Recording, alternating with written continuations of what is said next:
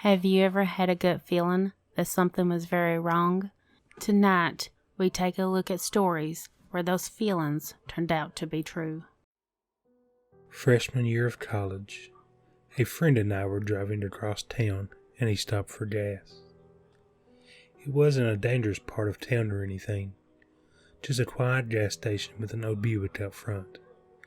But this feeling came over me that we needed to get out of there.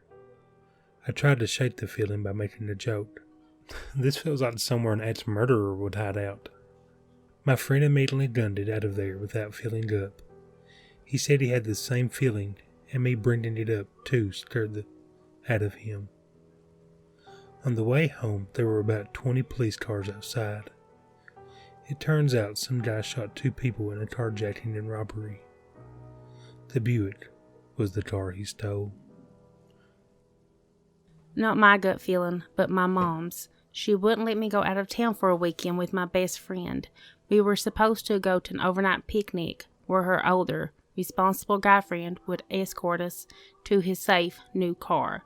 My mom categorically refused, and my teenage self became hysterical to the point of slamming doors and yelling profanities at her.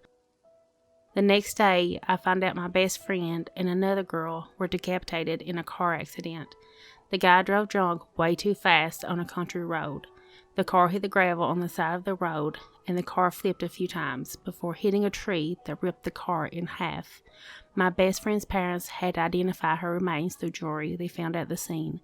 She was 17. I was 16. My mom saved my life that day.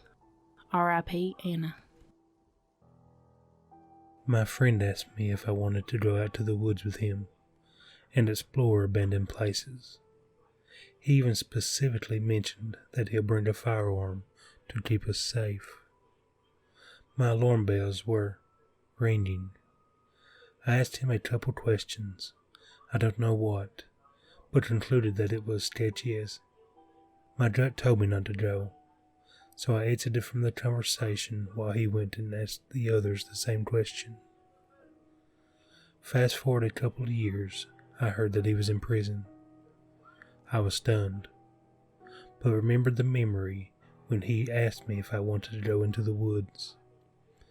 Turns out he took a freshman, him being a senior at the time, and kept his promise of looking for abandoned places. He found a cabin in the woods, brought his friend inside, and as soon as his friend turned his back, bam! Not dead. He shot him in the back of the head. I reminisce on this quite often and think, what if I had agreed? Every time I think of this, I'm very grateful I'm alive. Not me, but one of my best friends growing up. Her mom told me this story. They had just bought this house that had a built-in swimming pool. My friend had a little brother who was under the age of 2 at the time. Everyone was taking a nap, but unbeknownst to the rest of the house, the 2-year-old had woken up and decided to go outside on their deck. I guess the mom woke up and had this terrible feeling overcome her. Without hesitation, she quickly checked on her children. Panic set in when she saw she couldn't find the 2-year-old. She found him face down in the pool. He did survive the whole ordeal. If she wouldn't have felt that gut feeling to wake up, that little boy wouldn't be here today. I wish I could give more details on the story, but it was only told to me once I was about 12. My aunt's dog always gets anxious during storms and hides in their basement. There's not much she can do to comfort him, so at this point, she doesn't usually bother trying, but just waits for the storm to pass. But one night, about 2 years ago, there was a really awful storm while she was reading in her bedroom. She got a feeling that she had to go check on the dog right then and went down to the basement. While she was down there, a huge tree fell, smashing half her house. The bedroom she'd been reading in was completely destroyed. A couple of years ago, I was coming home from university late at night, probably around 11:45 p.m., and I was waiting for the bus inside a terminal. The terminals are enclosed spaces with 2 exits on each side. As I'm waiting for a bus, a guy with a red jacket walks into the same terminal and at first, nothing really sketched me out about him.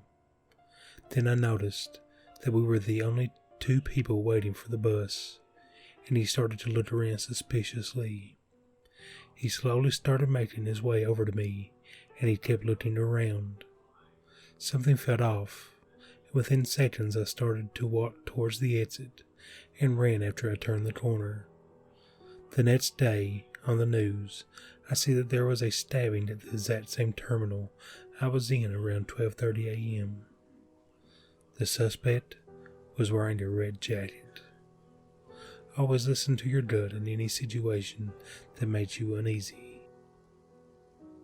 Alright guys, that is going to be all for this video. If you enjoyed it, make sure to hit that like and subscribe button. We're going to try to do this 3 times a week. Try to do a comedy episode possibly on Fridays. But comment down below a story of where a gut feeling has possibly saved your life. And guys, like always, we'll see you in the dark.